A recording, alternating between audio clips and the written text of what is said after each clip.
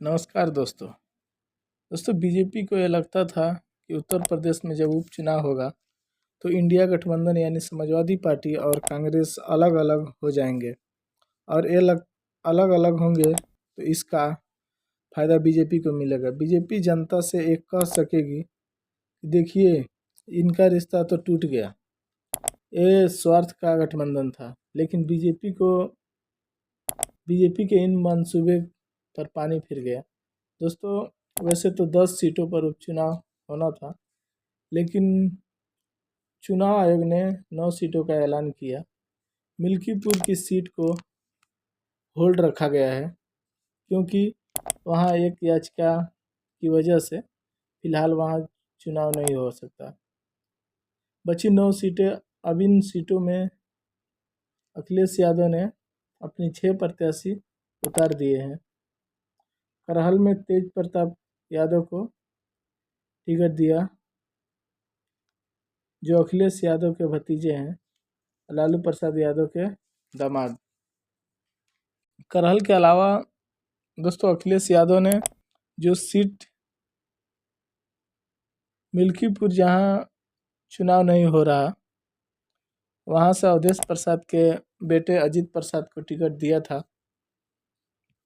मझवा की सीट पर ज्योति बिंद को उतारा। दोस्तों कानपुर में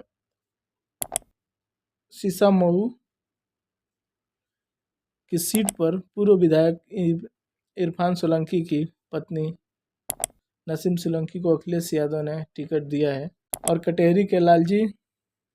कटेहरी में लालजी वर्मा जो सांसद है अंबेडकर नगर के, उनकी पत्नी शोभावती को मैदान में उतारा है। और फूलपुर के मुस्तफ़ा सिद्दीकी को टिकट दिया। इसके अलावा दोस्तों एक और सीट है जो मीरापुर की सीट पर अखिलेश यादव ने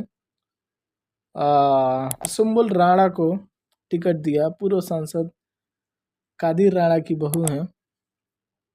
तो कुल मिलाकर जिन सीटों पर चुनाव होना है उन सीटों में से ज़्यादातर सीटों पर प्रत्याशियों का फैसला हो गया है, लेकिन अभी 3 सीटें बाकी हैं, जिसमें कुंदरकी है, खैर है, गाजियाबाद है। अखिलेश यादव ने गाजियाबाद और खैर की सीट कांग्रेस को देने का फैसला किया है। बीजेपी सोच रही थी कि गठबंधन टूट जाएगा, वो गठबंधन पूरी तरह से मजबूत है और ताकत के साथ उत्तर प्रदेश में चुनाव लड़ेगा।